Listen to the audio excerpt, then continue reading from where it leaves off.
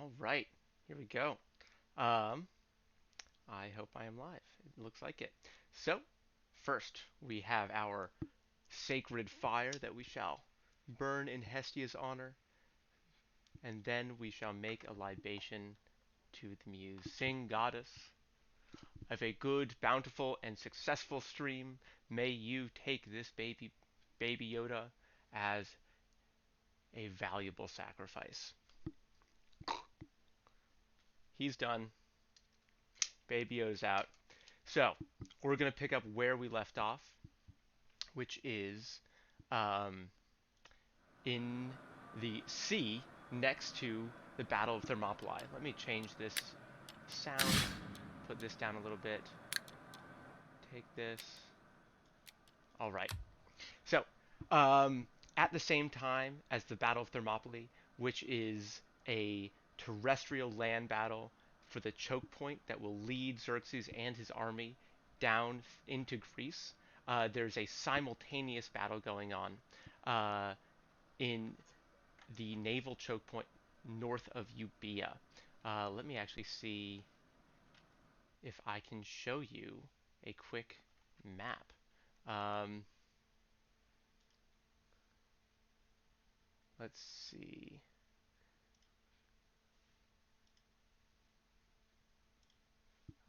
Nope, never mind. We're not going to try that. I'm just going to ask you to um, look it up on look it up on your own computer because I don't want to change my screens too frequently. But Euboea is a long, narrow island that uh, borders the coast of is off the coast of Attica, and north of that is a choke point between the Malian Gulf and Euboea, that island, and this is where the Greek fleet held. So simultaneously to the land choke point defense strategy of Leonidas and his Spartans at Thermopylae, we have the Greek navy holding the choke point of Artemision. Now, I'm going to try to fight this battle.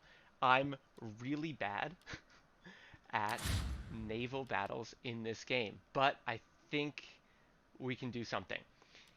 So here we have a relatively heavy lineup of Greek infantry.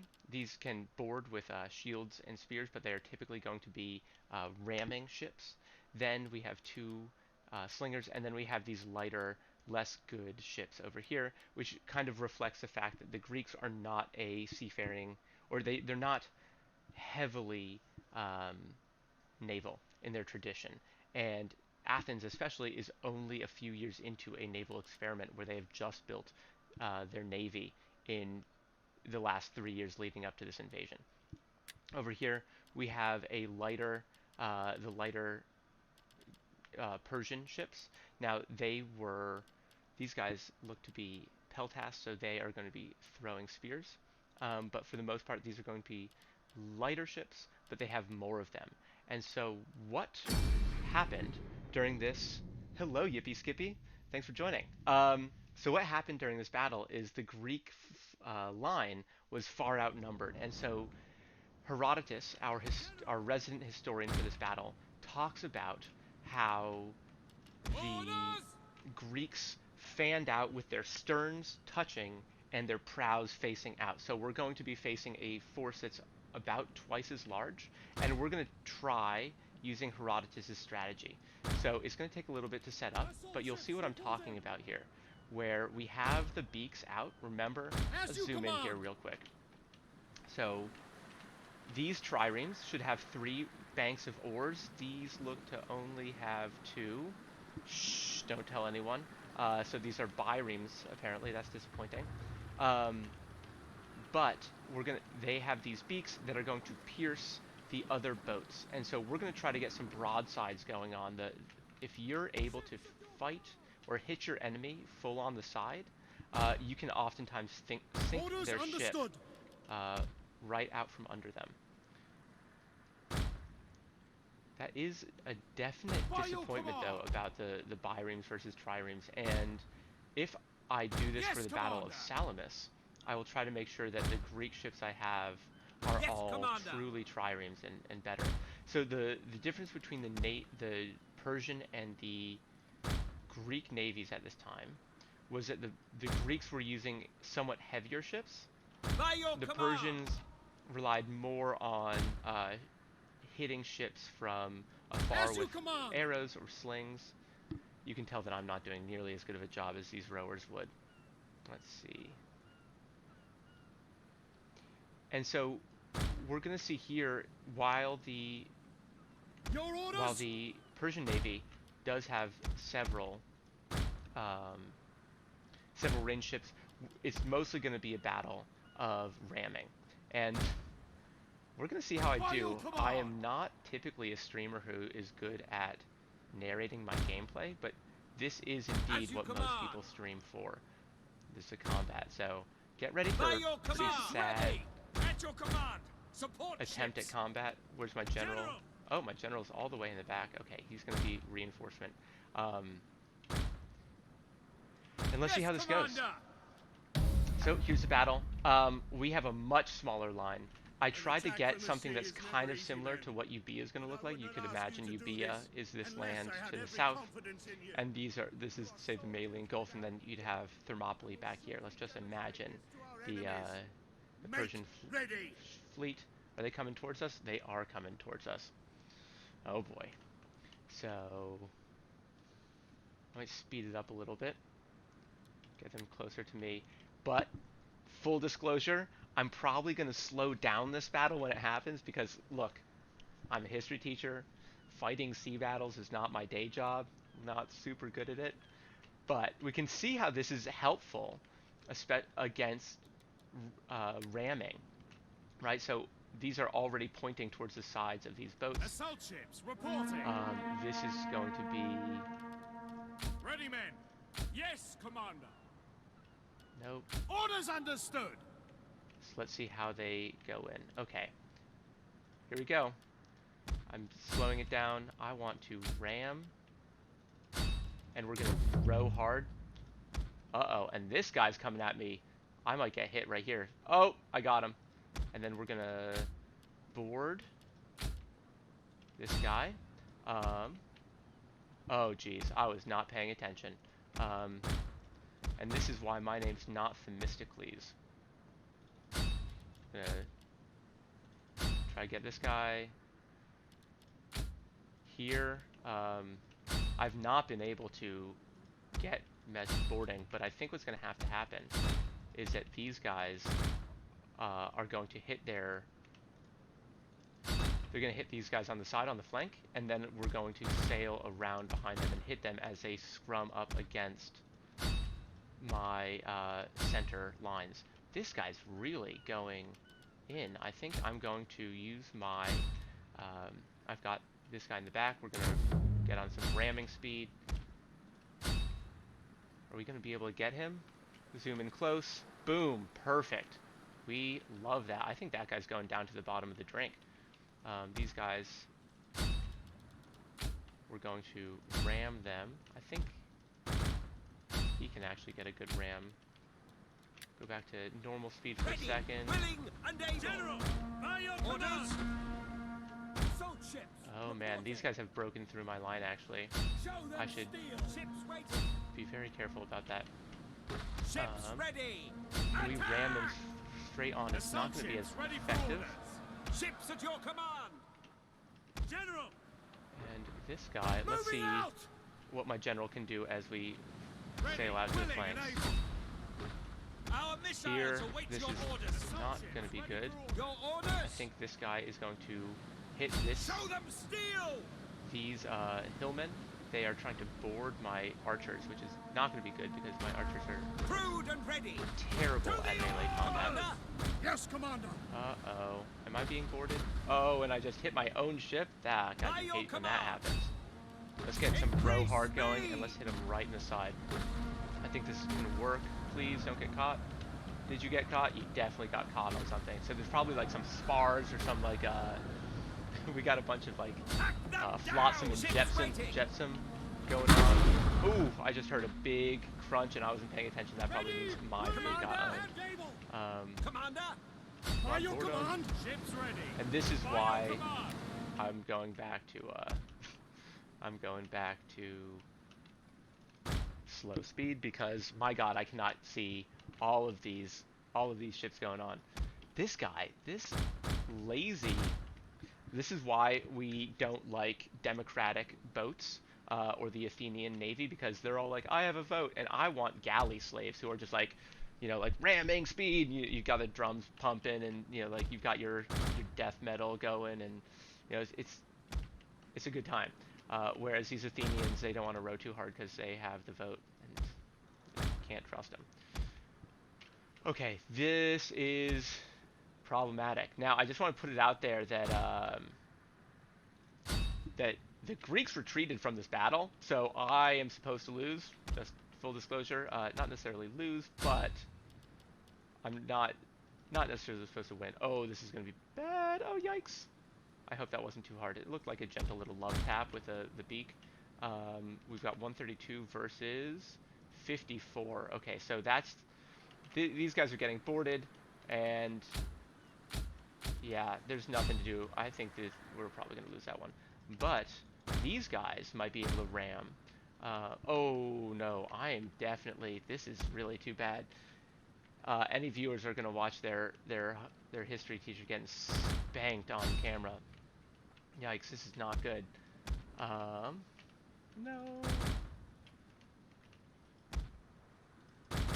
Oh, now he's fleeing too? Yeah, I think I just lost this. Oh dear. Now I played one. Oh. Brutal. Yeah, I played yeah, you guys might not believe me, but I did play one practice and I won that somewhat handily. So I come in here like thinking I'm gonna look so good, but no, I was not able to use Themistocles' strategy here. That's disappointing. I think I'm gonna concede. Yippee skippy, should I play one more? Or should we transition to the next game? Oh, that's brutal. Okay, we're gonna set up one more time. That was only what? That's 12 minutes. Hmm. We'll try one more time. We're going to use the same strategy because look, if Themistocles was able to do it, I should be able to. It's apparently the Athenians lost. Okay, you're the hype person I need. I appreciate it. So the Athenians had like half their ships disabled, and so what does disabled mean? It probably means that a number of their oars are broken. They've probably lost people. They've suffered some casualties. So we saw the like not 100%.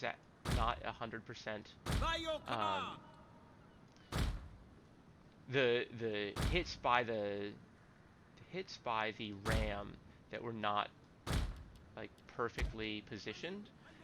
They were still able to do some damage. And again, you have to remember if there's hundreds of these boats, there's going to be a lot of stuff floating, getting caught up. There's going to be a lot of people who are going to die just from the arrows and missiles being sent. Oh, thank you. Okay, let's try this one more time. Oh boy. Please, Poseidon. For all that I hold dear, I do. Here, I don't know. I don't know what to sacrifice at this point. I got rid of my baby Yoda. I'm gonna have to buy some more, like some Beanie Babies or something to cut open on stream. Poseidon, I promise that once I get something to sacrifice, I will. I don't know if you go credit. Yeah, well, I'm not sacrificing my cat. Singe is far too valuable. It's a bold move to tell me your name and then tell me to sacrifice my cat. Can't do that. Okay, let's speed this baby up. And then we're gonna slow it way, way down.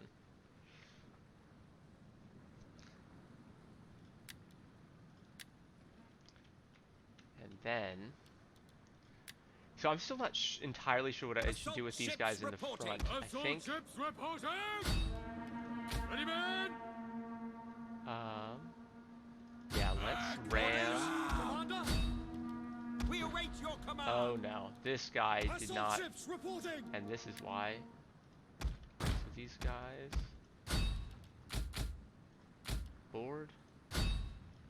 This guy, I think I'm just gonna try to hit them in the flanks.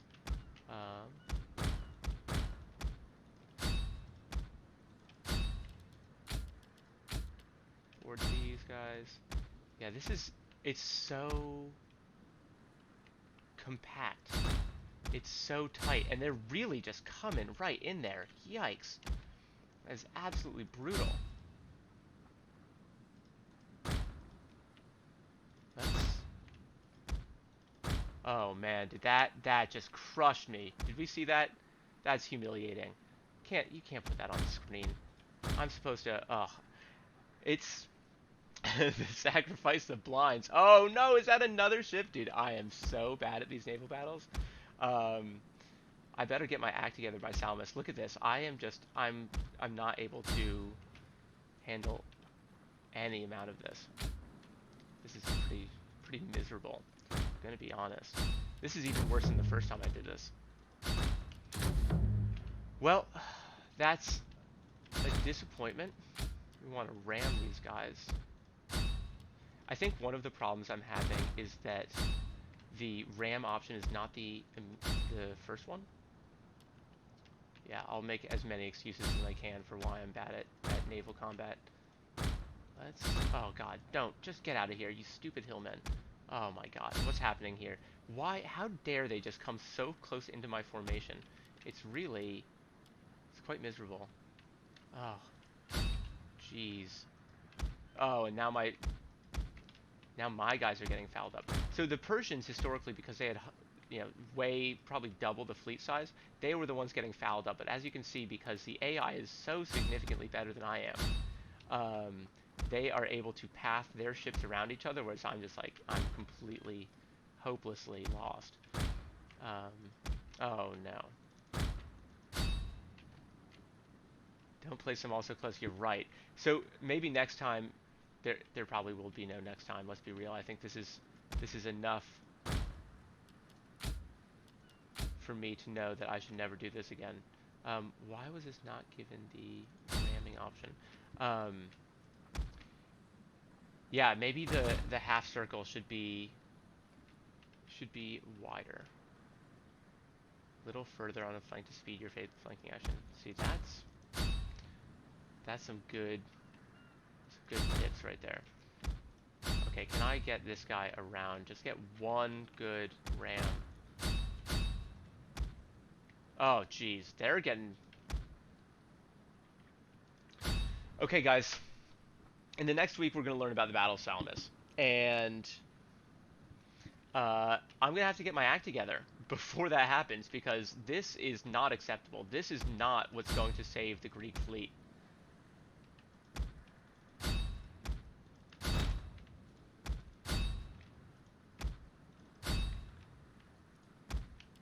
Any row hard? No? Oh, man. Did my guys just get... What happened? I had a guy over here, and he just... Why is this guy going around? Terrible. Absolutely terrible. This is what happens when you're an Athenian, and like 2 years ago, you're told, hey, you're not going to be a potter anymore. You're going to be a rower. And you're like, what? That sounds terrible. Why would I do that? Why did you stop? Why did you stop paddling? You're not going to have enough momentum to get up there. Oh, that's too bad. But, did I crack something? No, not even. Not even. This guy also didn't. So, I promise you a much better show at the Battle of Salamis. The odds are in your favor if they fight like me, because, let's be real, I am playing the Persians. Come on, please just get one good ram off. But after a day like this, you can understand why Themistocles did what he did, which was to, in the middle of the night, let's row hard, please. In the middle of the night, he had all of the Greeks light a bunch of campfires to be like, yeah, the whole Greek fleet is camped out over here on the... Oh no, come on, really? No.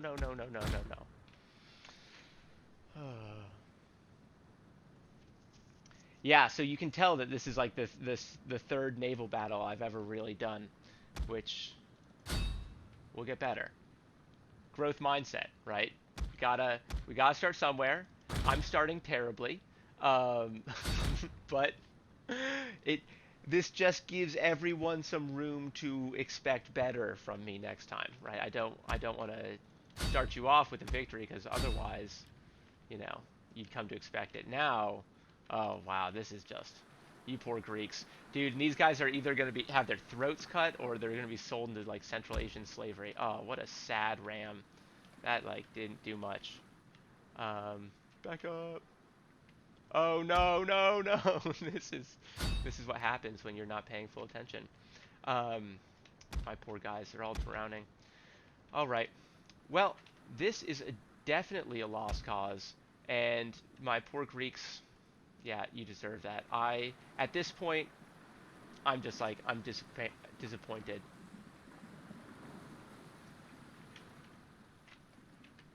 Well, let's be real. This is not the game I normally play. So, well, first we have to concede defeat, so we have to see how many close defeat. They're being extremely charitable there. Oh man, this was not close at all.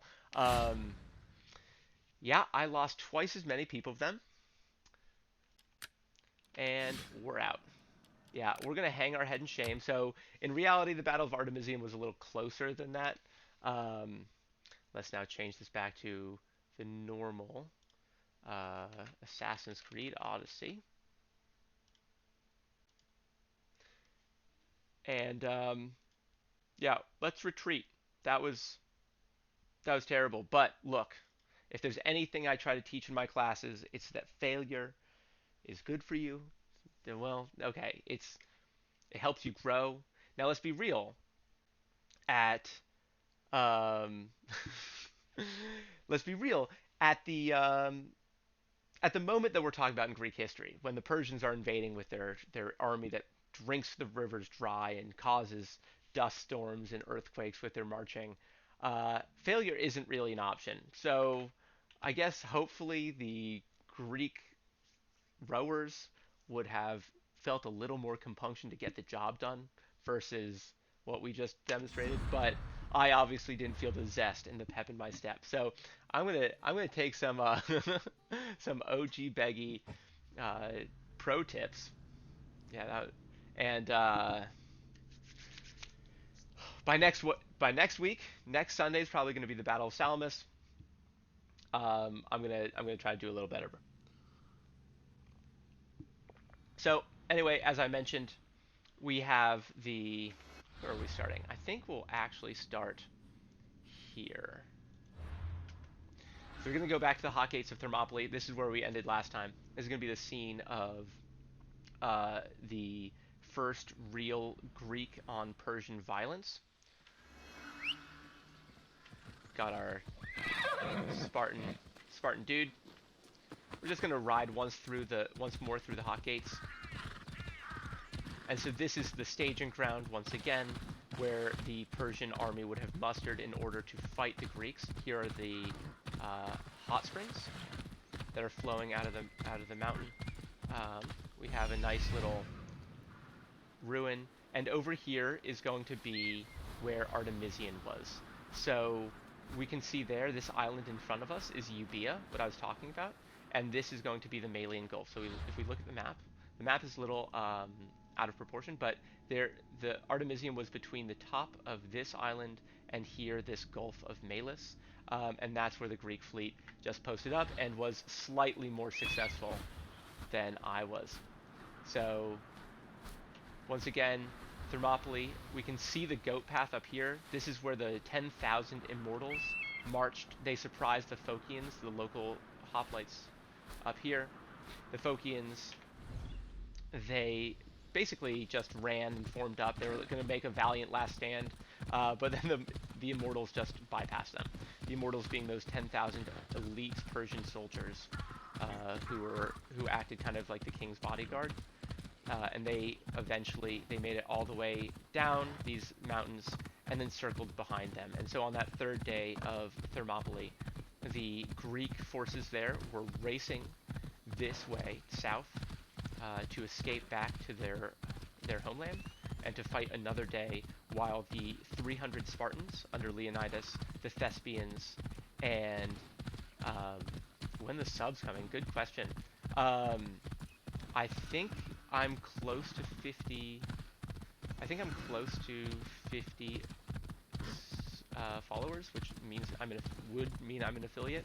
And at that point, I think I can get subs, but I'm not totally sure.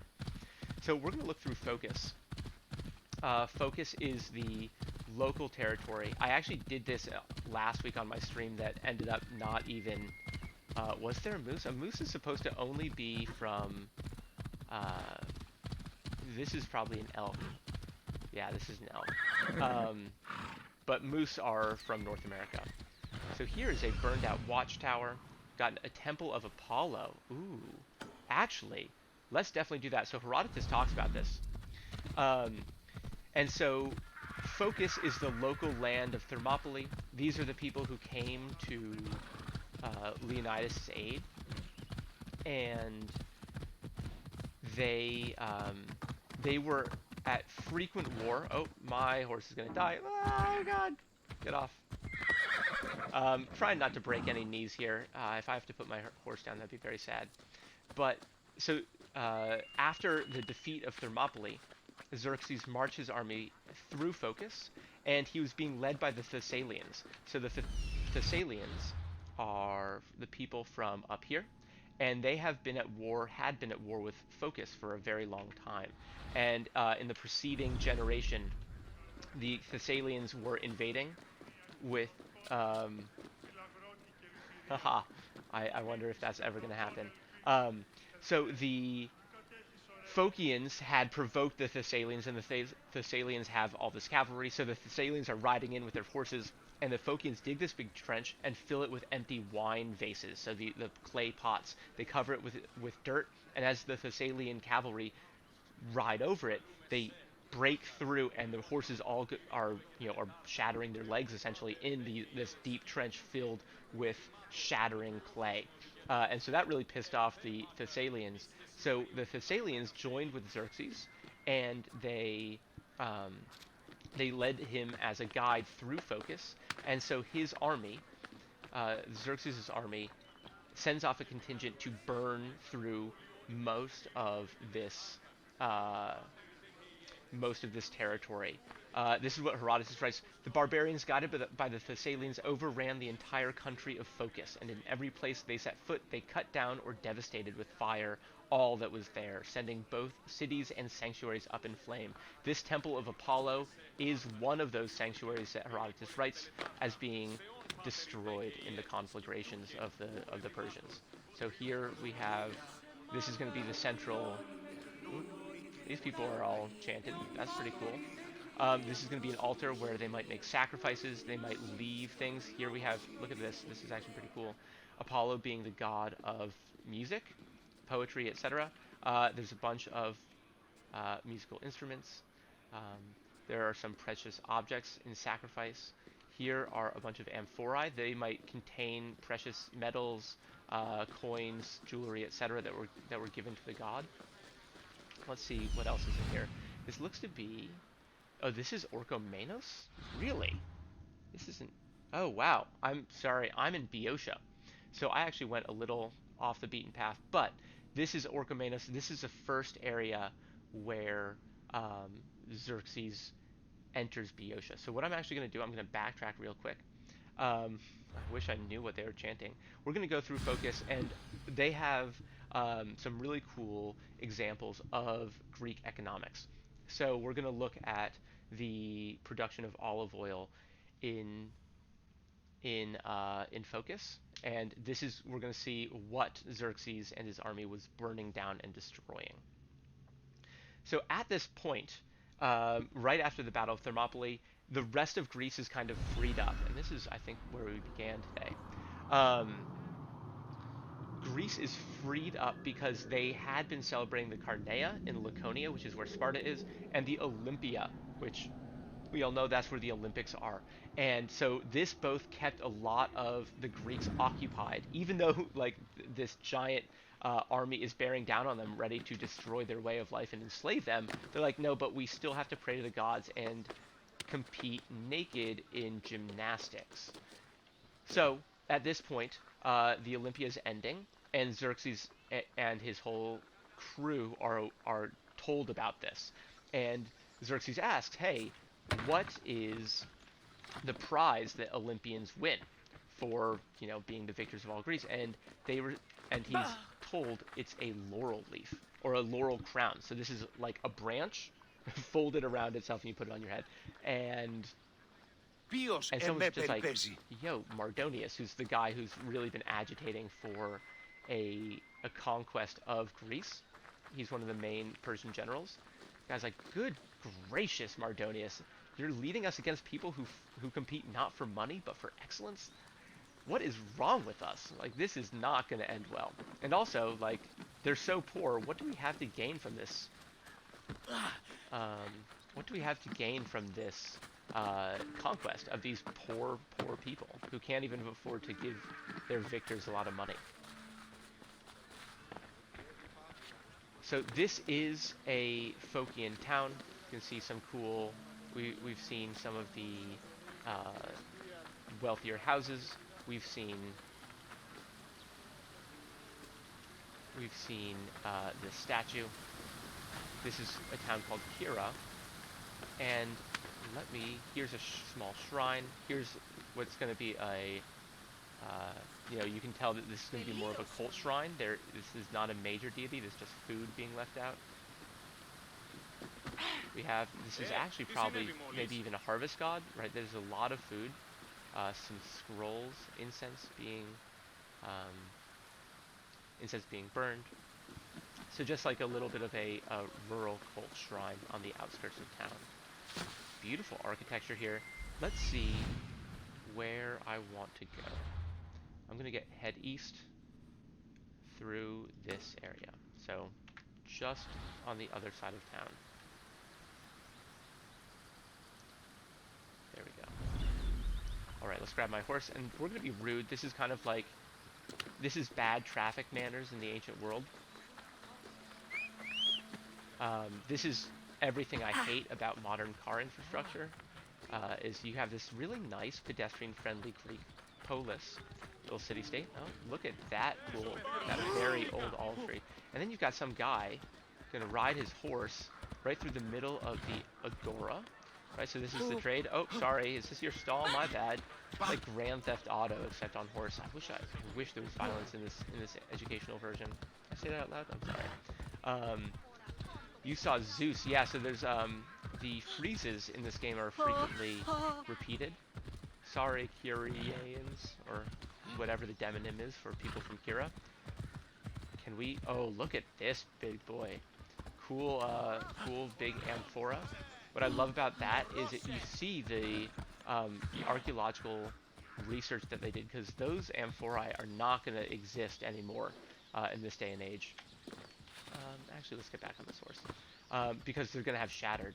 But we probably still can find vestiges of them and pieces that are pieces of these giant amphorae. And so that's kind of the more industrial, not the household, but the commercial property. So here we have olive growing. This is an olive grove, and these are olive trees in Sparta in 2016. These could be hundreds, if not thousands, of years old.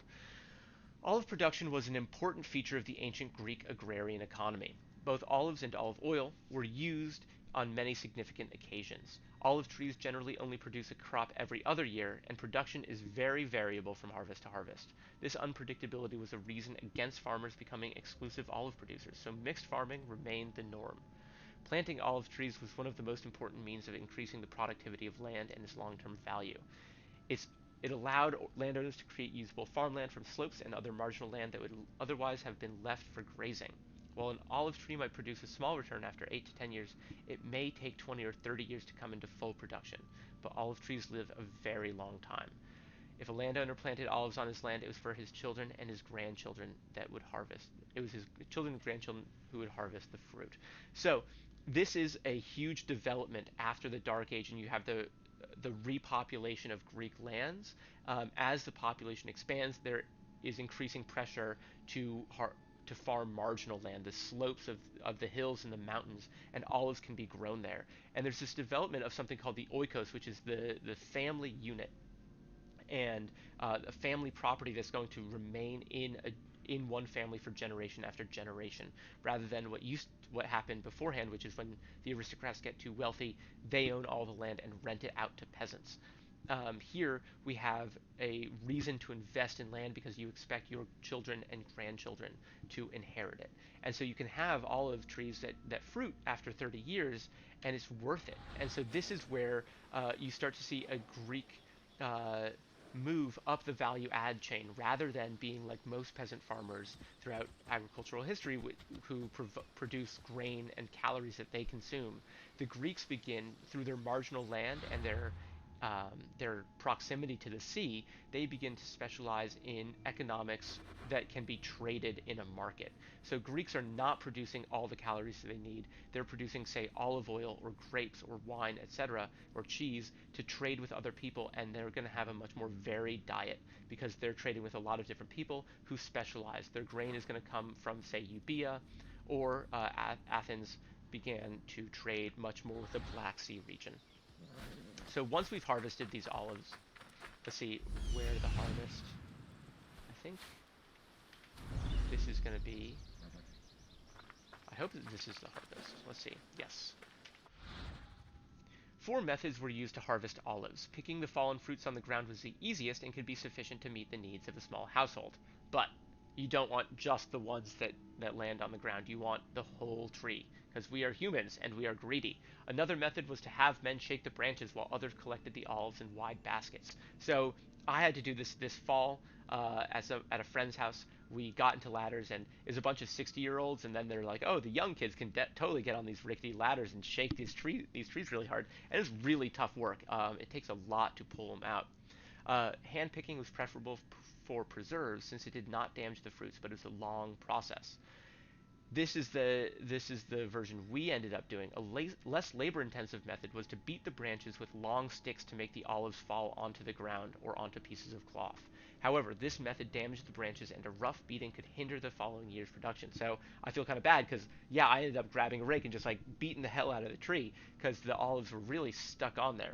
And then, this is we keep seeing raw materials and finished materials. It takes tons of olives, hours and hours and hours of backbreaking labor to get only a very small amount of olive oil. And we saw that with the silver mines. It's something like, what, like 4,000 kilograms for 4,000 kilograms of silver ore for, like, I don't know, 1,000 grams, 1 kilogram of silver. It's something crazy like that, where the proportion is so drastic and the refinement so much.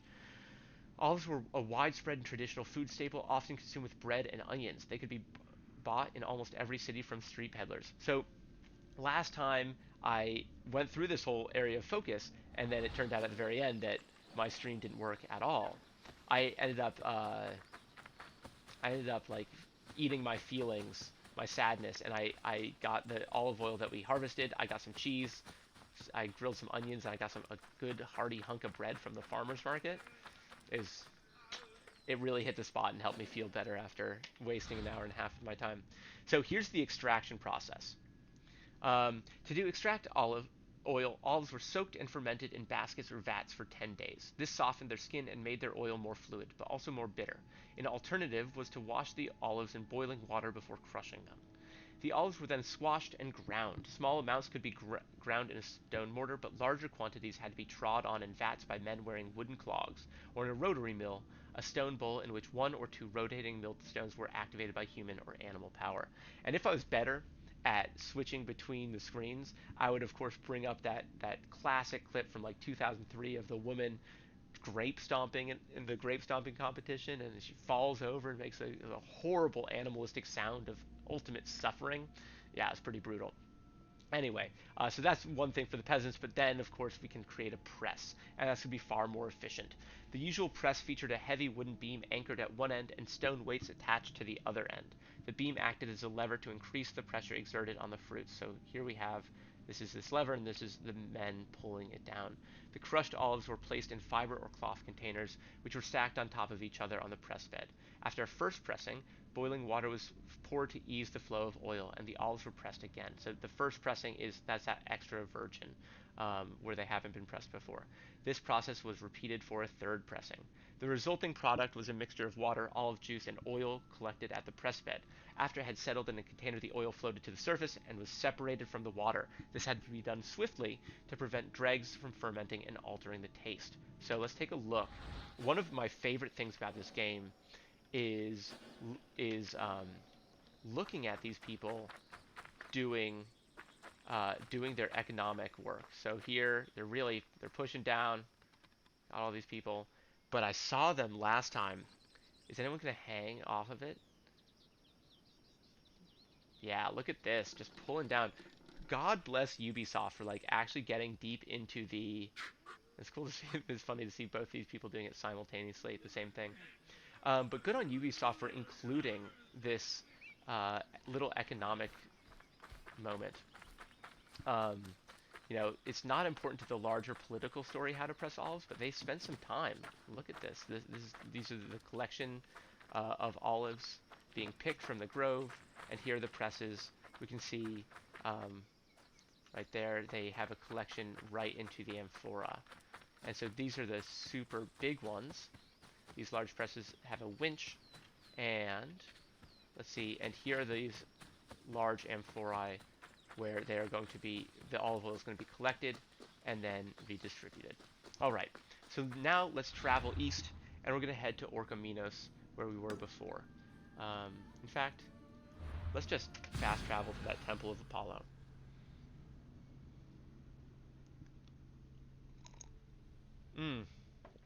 I shouldn't have done that because I need to tell you a story.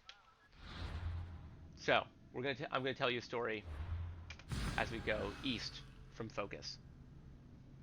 Um, so as Xerxes is marching towards Boeotia, right? So he's starting in Thermopylae. He marches his army down this way, and he's going to march through Boeotia and starting in Orcamenos, where we just were. He sends a relatively small contingent this way to take the Oracle of Delphi. So first they burn these.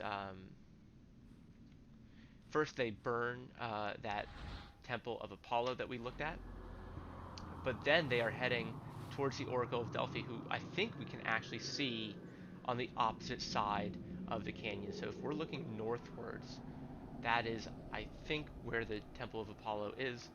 The Temple of Apollo at Delphi is, of course, the most famous oracle in the ancient world. Nope. Well, we're going to do it again. Um, and the way that the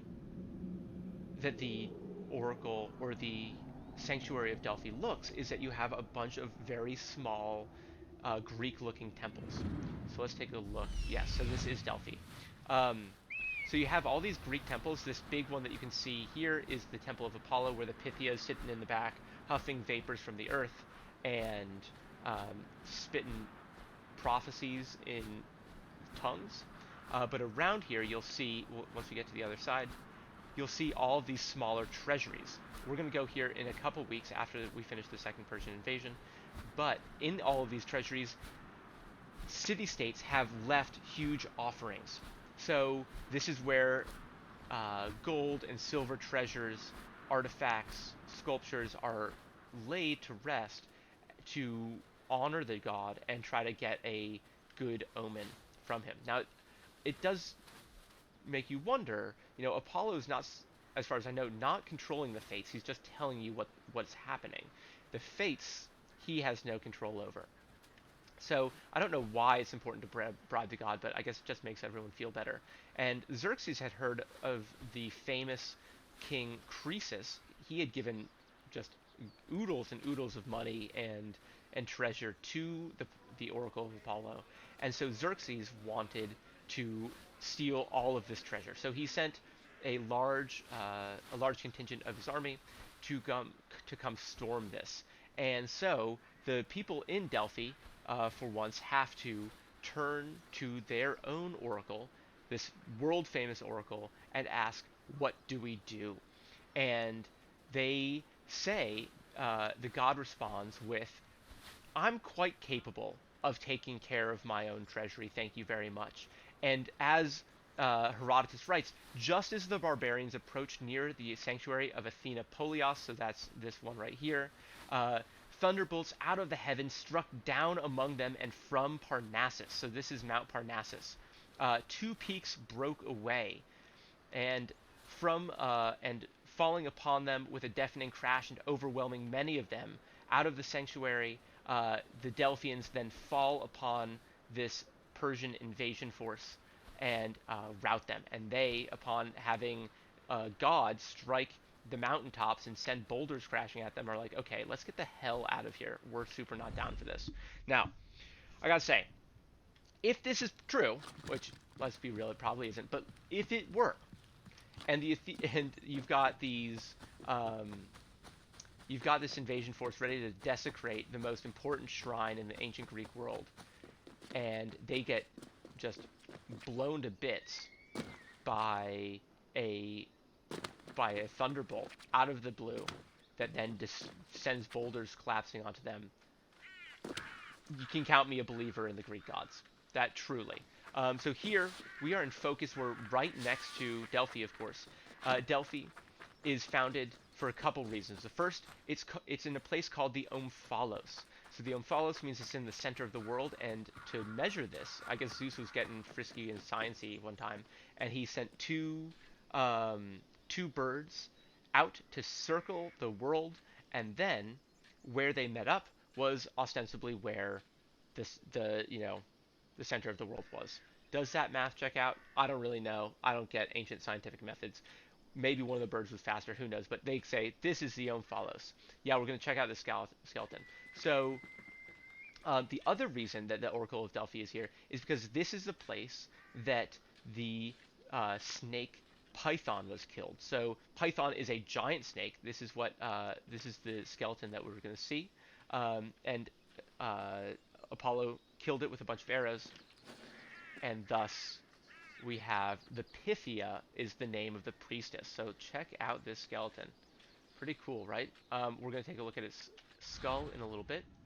Greece is known for its monuments, temples, and statues, some of which still exist today. But even in 431 BC, Greece had ruins of even older civilizations. In Phokis, thought of as the land of the gods and center of the world, stands the sanctuary of Delphi, sitting on the slopes of Mount Parnassus, along with other temples and structures from the pre-classical Greek age.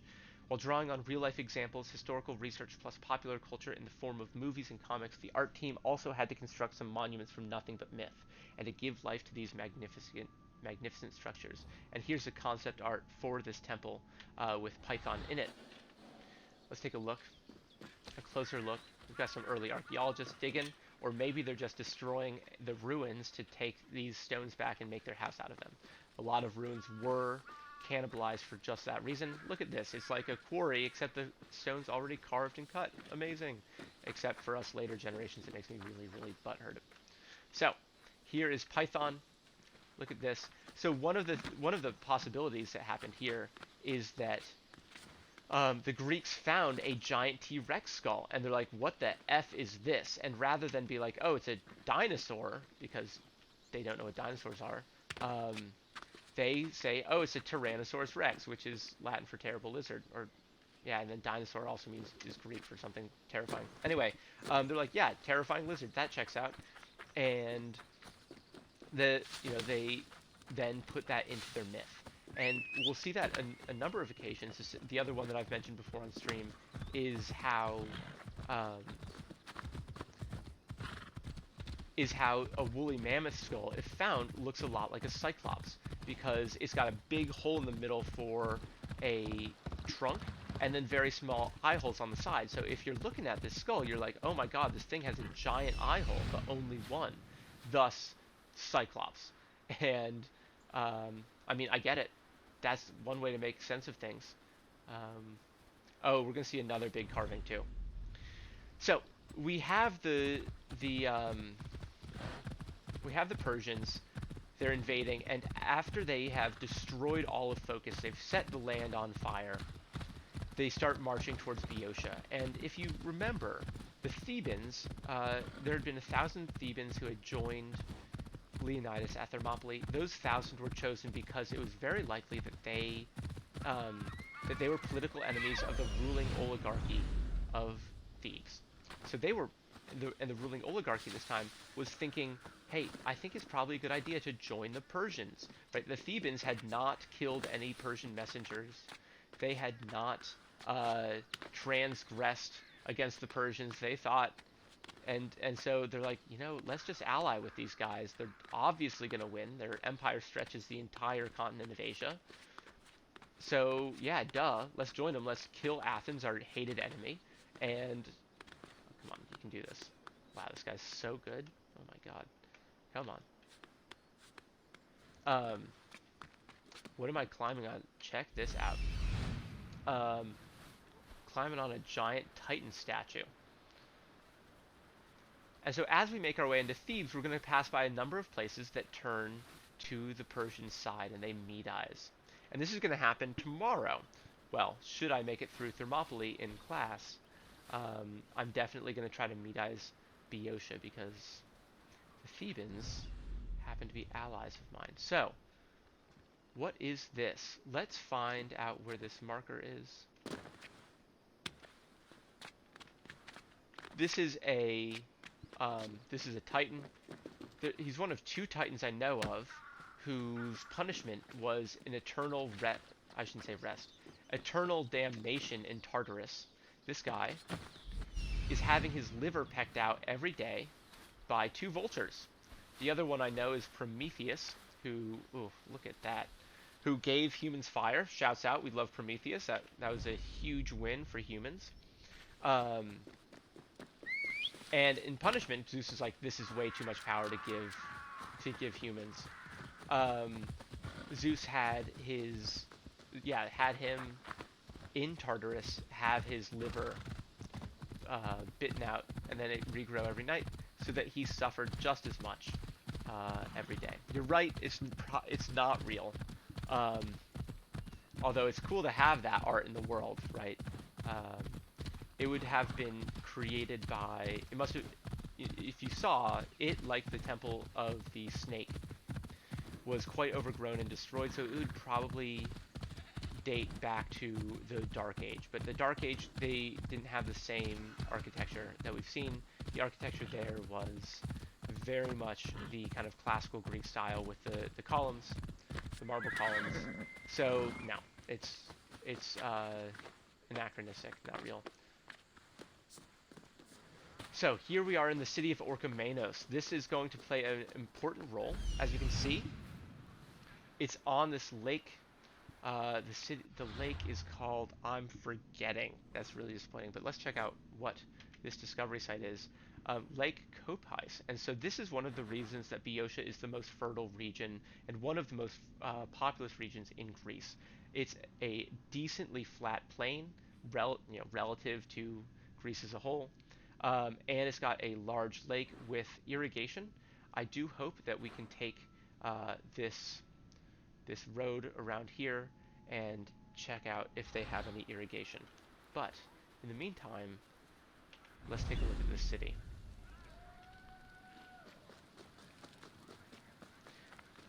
As you can see with these red flags, I spoke too soon. I thought these red flags were Laconian or Spartan in alliance, which would make sense during the Peloponnesian War. The city of Orcomanos, I believe, was in the Peloponnesian League, or part of the Spartan alliance.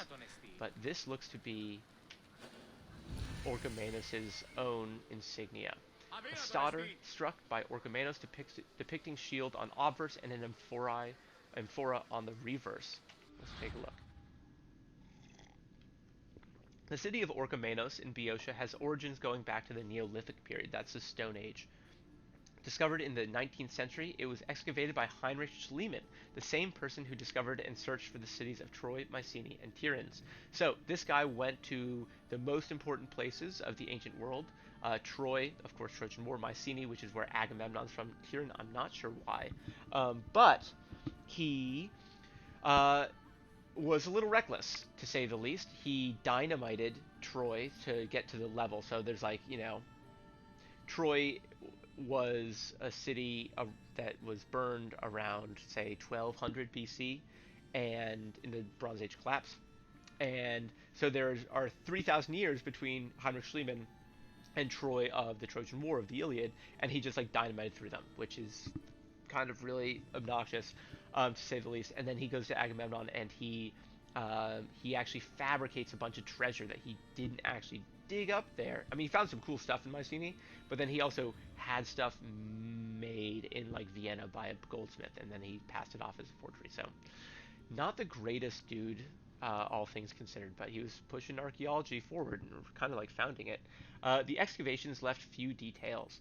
Remains of fortifications dated to the 4th century BC were discovered. A Tholos tomb, known as the Treasury of Minos, was also discovered. I think his Tholos tomb is one of these giant mounds where a very important person is buried in the middle of the mound. I could be wrong, so feel free to fact check me on that.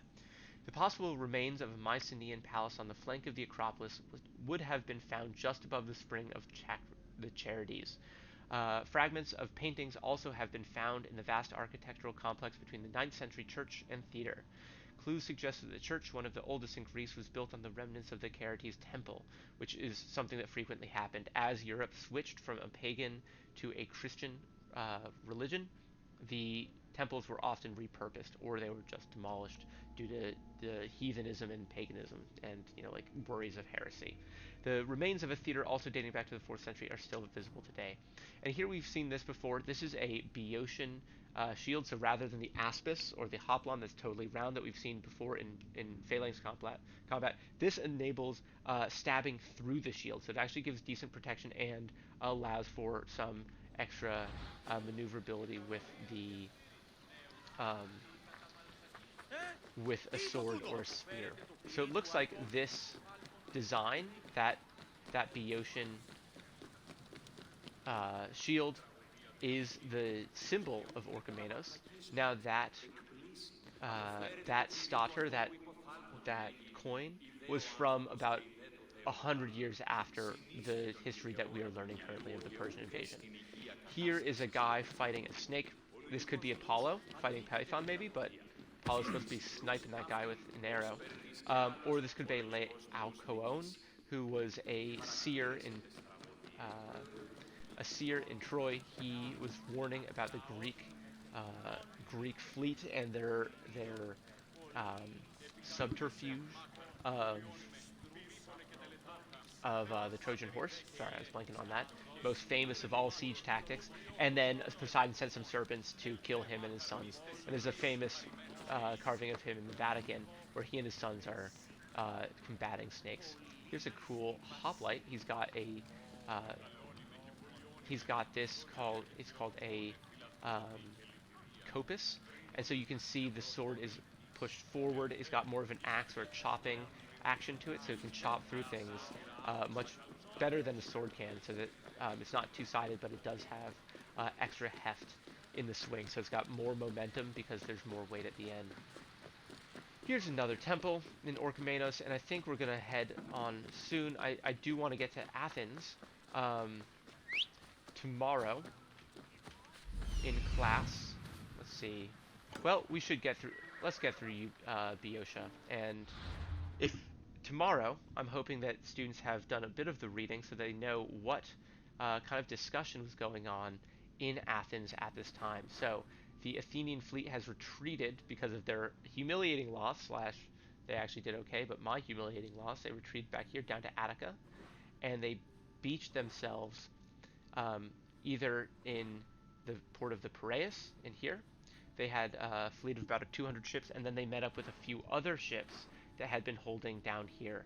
And so they all met up in the Saronic Gulf here. And so, as always, this is the important point to note, so anybody facing the Persian invasion tomorrow should know that this is the area where Themistocles thinks it's going to be the best idea to hold. Because just like Thermopylae, which is a choke point, here is a choke point in the ocean. So the Greeks, or Themistocles at least, wants to post his ships up here where he's not going to have to face the entire breadth and width of the Great King's fleet. In these straits between the mainland and Salamis, the Greek fleet will have a decent chance of holding its own. Whereas in the open ocean, they will have much less of a chance, Themistocles reckons. So, let's keep going through Boeotia a little bit. We'll just hit this area, and then we'll come down to Attica. And that will probably be where we'll go this way, and we'll probably end our stream somewhere once we get to Attica. And then on Tuesday night, we will continue with the battle, or we'll get to Salamis. I'm not sure if we'll see the Battle of Salamis just then, but maybe. Quite possible.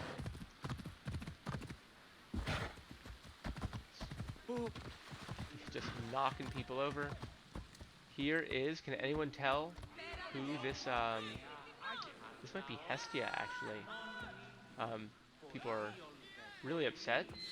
Look at all this pottery. So this actually might be Hestia, because it looks like just regular kind of like home goods. And that might be how Hestia, how one prays to Hestia, the goddess of the hearth. Here is Hermes with his winged hat, and the Caduceus. Oop, I'm sorry, dude. Keep playing. And here's a theater. A few things that we've seen, if anyone is looking for artifact ideas, the olive plantation could definitely give you some good economics points. Orcomanos is a city that is at a very strategic location. As you can see, it's at the top of the lake, and it is going to be a place that is the northernmost point of Boeotia, so it's kind of a choke point and helps for the control of this northern area.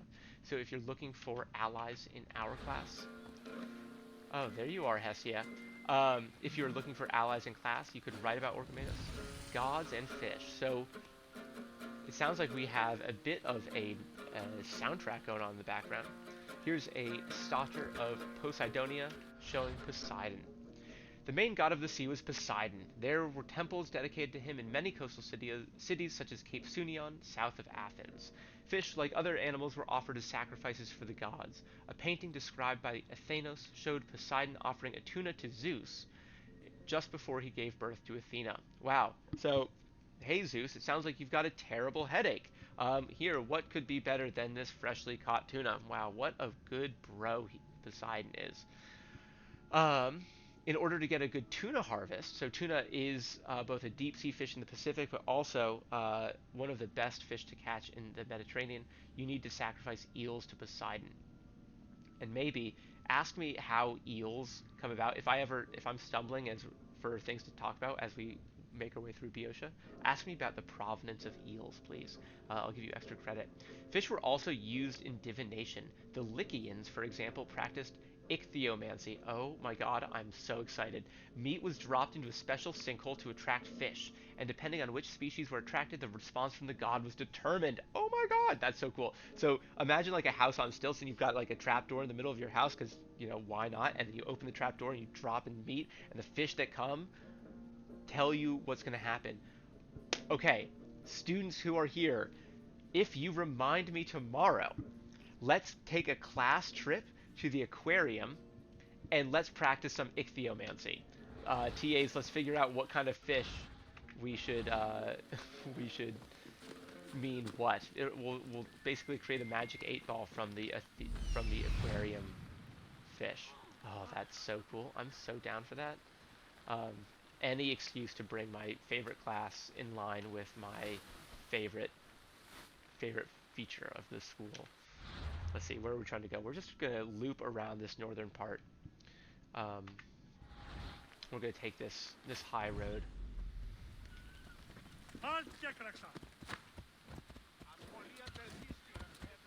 Looks rough, so take a look at this temple. This looks a lot like what the Persians would have done throughout their conquest and campaign. As we heard from, oh my god, we're having difficulties. The source is great. I love him. Who wants to name my horse? Anyone in the chat want to name the source? Bucephalus was the name of Alexander the Great's horse. That's a total cop-out. Can't do that. Shadowfax, great name for a horse. Another bit of a cop-out. Are there any fish god ichthyoman? So ichthyo is the word for fish. Not going to name my horse fish, though. Maybe I could. A horse called fish? Ichthyo? Well, until you guys give me something better, that's what I'm going to do. Look at these mountains on the horizon. Oh, there's a bear walking into the Spartan camp. Let's check out these Spartans. How you doing, goons? He is apparently busy working out. Look at that. Well, he's got the mud-spattered scarlet skirt. Remember, we are not pansies. We do not wear pants. We wear skirts in Hellas. Unlike those sissy Persians. All right, let's try to get my bearings back. Going east again. Horse ice, please. That's quite the mouthful, isn't it? Oh, cool. So here we have a lake of blood. So this is probably, I think it's like, this would probably be a salty lake. I've seen some of these where the brine and the shrimp in here make it pink. But that might be me misremembering. That said, here are some salt gatherers. So maybe I was correct. Xerxes military fort. Excuse me? What is this? What is going on here? So it looks like the Spartans have conquered this. But this could have been founded by Xerxes. So as I mentioned, as the Persians enter into mainland Greece, they are Medizing much of Hellas. Or sorry, they're Medizing much of Boeotia. And so I'm actually, unfortunately, I did this again during that stream that didn't work. So I'll just zoom over it. But these are salt flats. And so what they are doing is they're taking the sea and they're pumping water over these large flat areas to have the water evaporate, and then the salt would be collected and transported. Salt was incredibly important, both for taste. Just imagine eating food with no salt. Oh my God, that'd be terrible. It also was a preservative, and so by salting your meat or other things, you could preserve them longer, either dried or you could pickle them. And so here we have you see how they've brought these channels in. This is enabling a much closer connection to the sea. All these areas you could load directly from boats into the middle of the town. You have all these amphorae full of salt and these salt flats for the collection. And here is a crane and winch to pull the raw salt up here and then load it into the amphorae down there. The detail in this game is really quite stunning. Yeah, we can name the bird for sure. I will say maybe we should leave it up to, but we could do it in class. We could also do it in the chat if anyone has some proposals. We're gonna go. We want to go that way. So we're gonna get back to Lake Calcase or whatever in Beotia. It's cool to see Xerxes mentioned. This game is set in 431, and thus a lot of the things that we're talking about currently kind of have to be shoehorned in. The Persian invasion, right? We can talk about the geography, but there's only so much that this game will offer in terms of relevant material. Okay, so eels. Actually, I know the name for both. Well, I can name the horse fish, and I can name the bird horse, because I know that horse is hippo, right? Hippopotamus, or, hippodrome. So, I'll name my bird hippo, and I'll name my horse ichthyo. And there we go. Just calling them by the wrong names. So this is, so anyway, eels. I took a practice test of the SAT. Maybe it was even the real test, and I'll never forget this. But they were talking about eels. They all, every eel, every freshwater eel in the world, and there are freshwater eels in Europe, and there are freshwater eels in North America and South America and all over the place. Melanippus.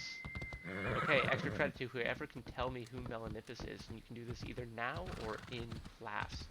You can also write a paper about him. I'll give you a bonus to anything that you write because you learned about it on the stream, so you're doing your homework. So this is Melanippus's camp. This looks pretty cool. Ooh, dismount please. So eels. Let's see. Well, first we got. I'm getting so distracted. Well, that's a cool dragon. So all the eels, freshwater in the world, from Europe, from South America, from North America, we've never seen them mate, but they all go toward the end of their life. They go out into the Atlantic Ocean, and in the middle of the Atlantic. Oh no, that's not. Oh god, we're gonna drown. This is terrible. Man, I'm quite a landlubber. It's not good. Especially because now I'm trapped in here. I'm not gonna be able to get out. So, we begin the stream with me failing a naval engagement, finally, and now we're going to drown in inland, not even close to the ocean. So, all the eels in the world, they go to the Sargasso Sea, which in and of itself is a crazy place. The Sargasso Sea is the only separate, discrete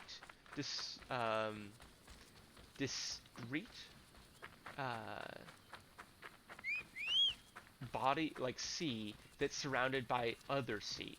So the Mediterranean Sea is like bounded on all sides by land, right? That's obviously a sea. And, the Caspian Sea is bounded on all sides by land. So like, we get it. We get what the sea was. The Sargasso Sea, if you look it up, is just like some randomly demarcated body of water in the middle of the Atlantic, and I think it has different currents and different wave flows and patterns and stuff that actually makes it separate from the wider Atlantic Ocean. It's very weird. So so the freshwater eel things in your aquarium, super cool. I want to see more pictures. Are they babies? Because the babies all spawn in the middle of the Atlantic Ocean, in the Sargasso Sea. And so every eel in the world starts and ends its life in the middle of the ocean and then knows where to go. So the European eels go from the middle of the Atlantic, and just like tiny little eels, they swim by themselves up river to then like go hang out for the rest of their lives in Germany or in Alabama or in Bolivia, or probably not Bolivia, but like, Paraguay or Uruguay or Brazil. All of these eels come from the same place. It's so bonkers. Anyway, that's my eel story, and that's what you had to sacrifice to Poseidon for good omens. So here's the Boeotian of Thebes. So the Boeotian, as we've seen in Athens, is where the boule meets. I want to see what types of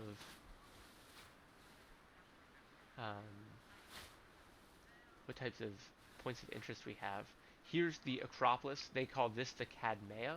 We'll go up there first. Will we go? Yeah. So let's actually go here first. We're gonna go to a main temple of Thebes. I know I should actually send this to. I should send this to Riley, our English teacher, because she is teaching Antigone. And so Antigone, as well as the Oedipus cycle, Antigone is Oedipus's niece, I think, is set in Thebes well before the historical period. Ooh, look at that guy. So this is Hercules. How can I tell? Because we've got this giant club, and I think he has a lion skin, right? So it looks like there's a claw wrapped around him, right? Is that a lion skin? And then an olive branch. Textures and materials. I've never eaten eels as food, I don't think. Or I've had some sushi with eels, but I can't remember.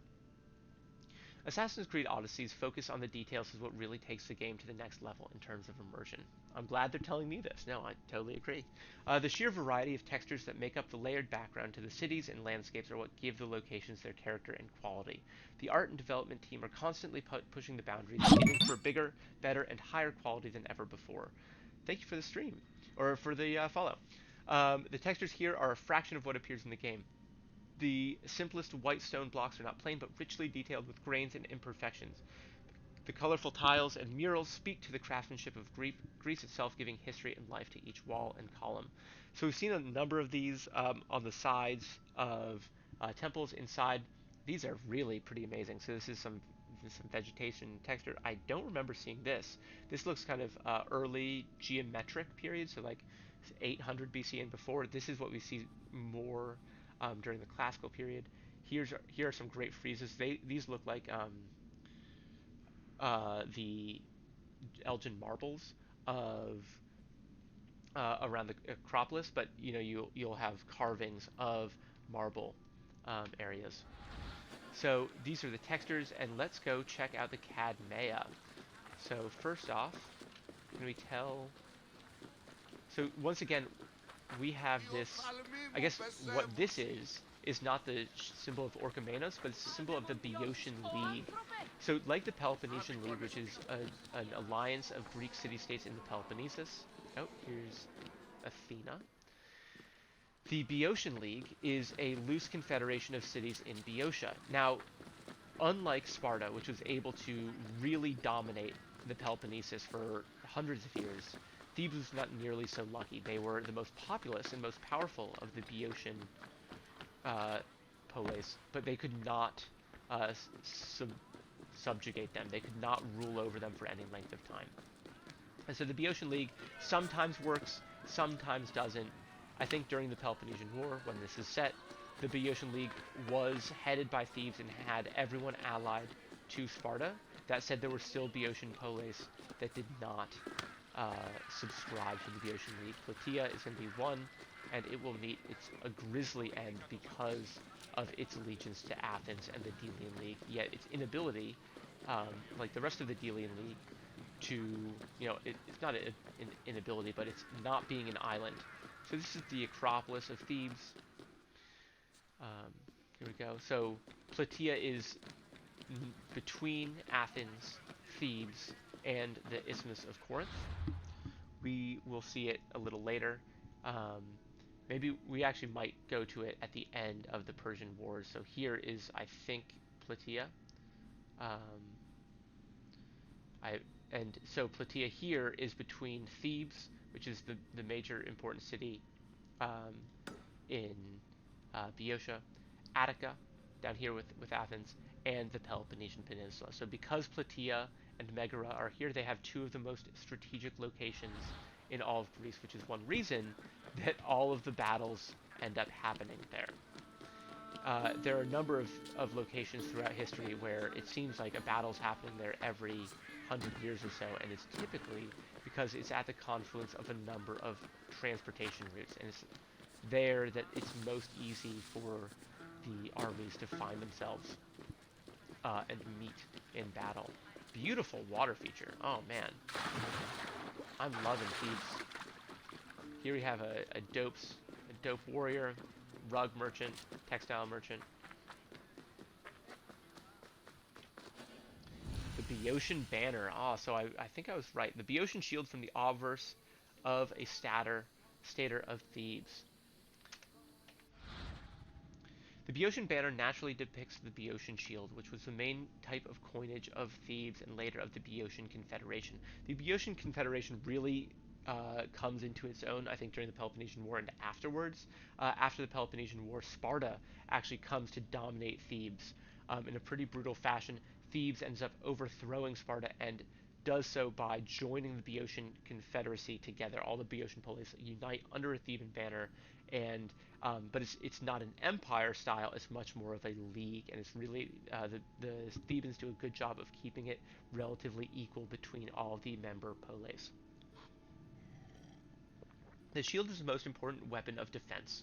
Greek soldiers usually used a round-shaped shield, the aspis, but Boeotians eventually developed an oval shield with a semicircular indentation on either side of the middle. This would have reduced its weight and allowed the bearer to thrust and stab while staying protected through these little holes. None of these shields have survived, which may suggest they were made from animal hides instead of bronze or wood like other shields. Oh, that's too bad. But we have pictures. Ooh, Fangs the horse. That's cool. Fangs, I wonder.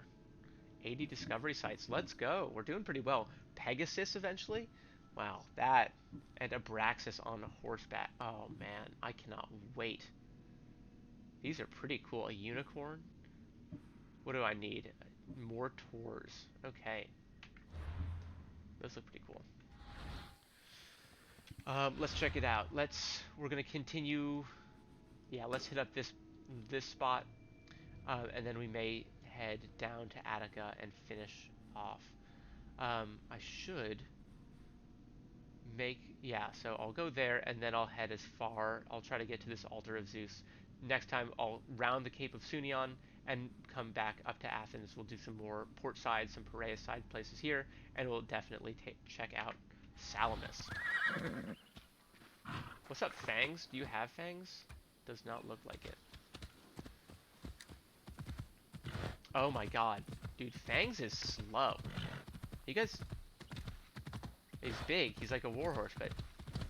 Oh, I guess he's just got slow acceleration. Wow. Crazy. So, Xerxes managed to Medize essentially all of Boeotia, which makes sense. You know, he burned down Phokis. Check out some nice wheat fields. This is what Boeotia is known for. This is one of the few places that you can really grow a lot of grain at one time in one place. So run through these Beyocean fields of wheat. And so the Thebans, along with the other Boeotians, were going to join in Xerxes' army. And by the end, the final battle of this invasion, the Thebans are fighting against their fellow Greeks, and they're gonna be one of the main, kind of like the boss battles. Whoa! Look at this. What is going on here?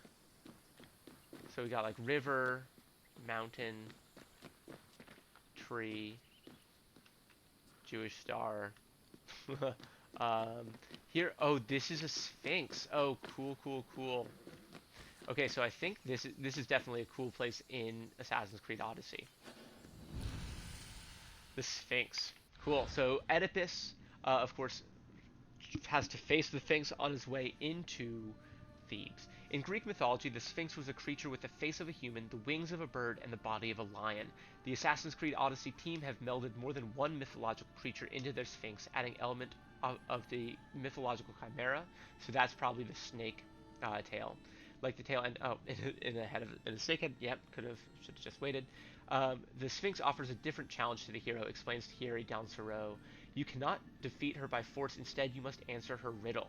In traditional myth, those who cannot answer her riddle suffer a terrible fate, killed and devoured by the beast. So, I'm going to give you the riddle of the Sphinx in chat. If there is anyone, do let me know if you know it.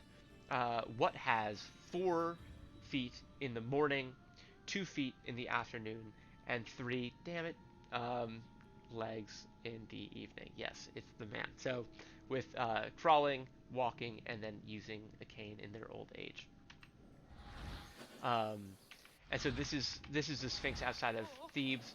And so Oedipus, as he was kind of like doing his labors, the Hercules type thing, to get to Thebes and then kill his father by accident, he has to defeat he has to get past the Sphinx and demonstrate his cleverness. And so now where are we going to go? We'll set a marker for this temple of Zeus. We're going to bypass Plataea for now.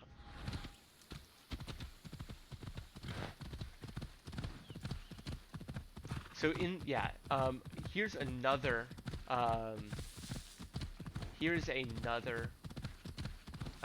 challenge for you guys.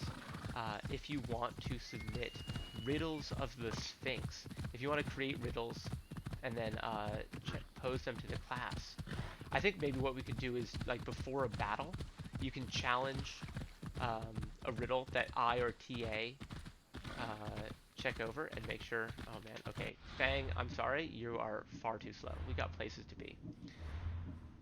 Traveler's horse. Let's do it. Have we gotten the racing horse? Yeah, this is the opposite.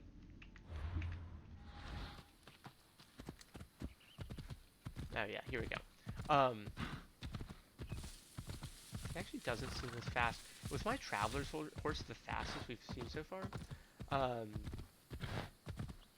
yeah, if you want to challenge someone before battle to following, to not following a road, but instead, do you see how easy and suggestive I am? Just a word pops up and I just say it out loud. But yeah, to challenge another student to answer your riddle, and if they can't do it, they get disadvantage on their next roll.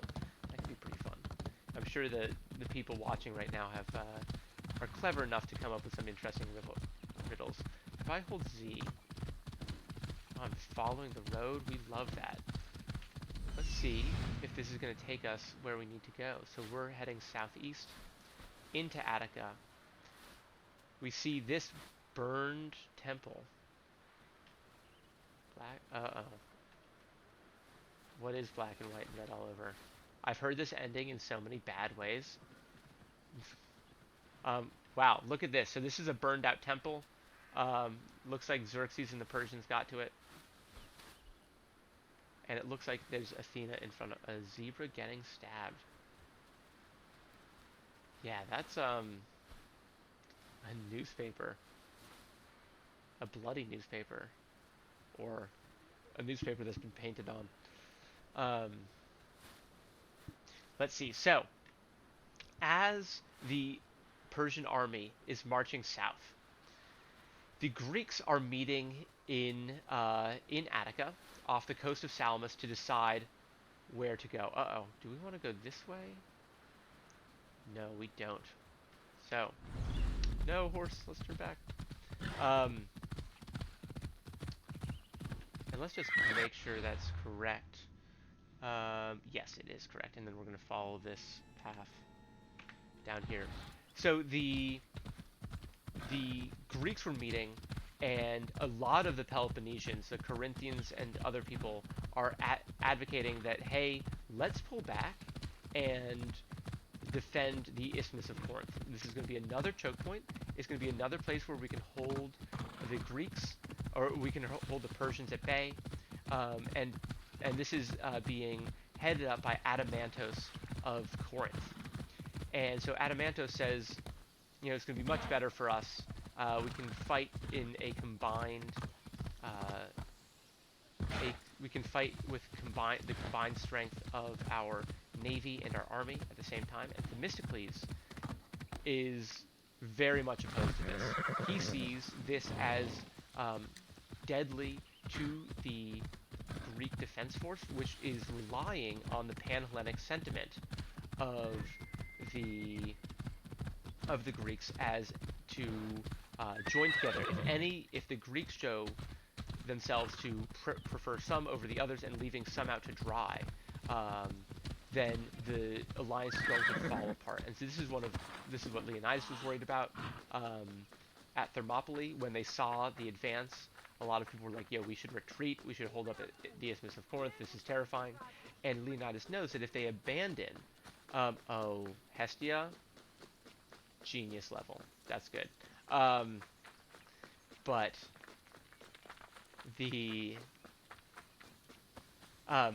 if you withdraw, if the Greeks play defense, then rather than offense, which consistently leads to their victories, then the people who are swept up by the Great King are either going to have their lands destroyed, or they're going to Medize like the Beotians.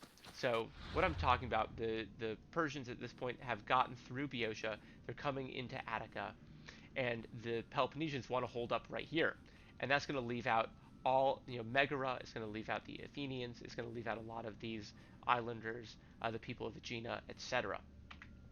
And so Themistocles says, no, we need to take an offensive tack and we need to meet them in a place advantageous. Adamantus, the Corinthian, if we go according to your plan and meet them by the Isthmus of Corinth, this naval engagement is going to be in the open sea, and that's not going to be favorable for our outnumbered fleet.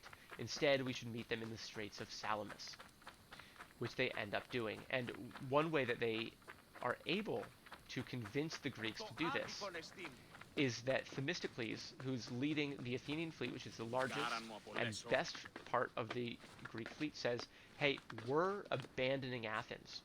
Athens lays wide open because we cannot defend ourselves from the invading Persians. We're going to put all of our people first on Aegina. So they move everyone here to Aegina. And then they say, if we don't fight here in the Straits of Salamis, where I deem it is tactically advantageous, then we Athenians, we're going to retreat, all of us, to Sicily and abandon Greece entirely. So check this out. This is Attica. This is the place that is currently being destroyed by the Persians. You can see these actually burned out. And this is Athens on the horizon. So below us, we can actually see a burned out farmhouse that we'll take a look at. And I think we'll close out there. And so as Xerxes is burning and pillaging his way in,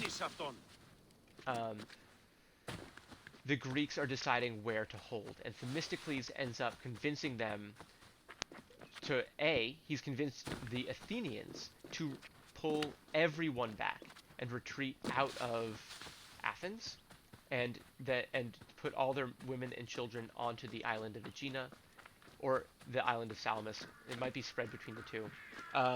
And then 2, he's convinced the Greek fleet to meet the Persians in the Straits of Salamis.